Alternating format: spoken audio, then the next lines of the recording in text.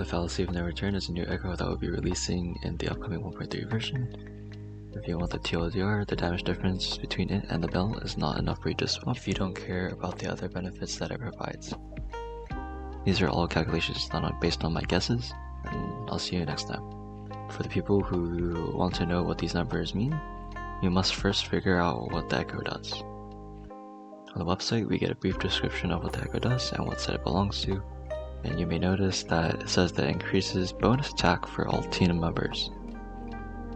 This means that we finally have another echo that can compete with the bell. However, the question still remains, is it even worth to use the fallacy over our turtle?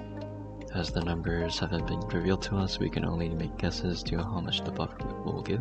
Considering that in the echoes, the amount of damage percent and attack percent you get is the same, it would be safe to say that the echo will probably give us the same amount of attack percent as the bell gives damage percent. So it will probably give us 10% attack.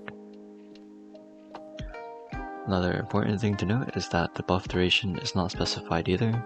The bell lasts for 15 seconds and so does every other echo buff.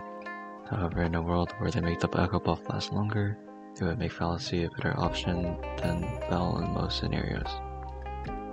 Now let's go over the parameters of these calculations. I'll be using Shanlia and Changli because these are characters I've done some calculations on.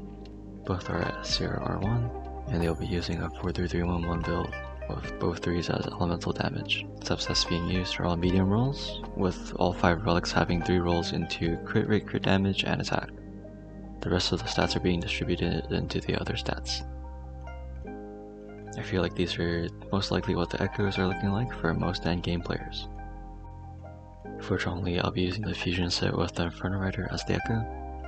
For Shanlia, I will test both sets, one that uses the Electro set with Tempest Mephis, and another that uses Lingering Tunes with Mech Abomination. For teammate buffs, I'll be using Shorekeeper and Rena. I've been hearing a lot of people say that Shorekeeper gives 12 crit rate and 25 crit damage, so that's what I'll be using. Now I'll quickly show what rotations they would be doing, and then this is the end result. Do not use these numbers to compare a character to another. The time that it takes to perform these rotations are different, so it does not indicate overall damage. I did a calculation to show what would happen if the echo lasted for 15 seconds, just like the bell, and another calculation to see what would happen if it lasted for 20 seconds.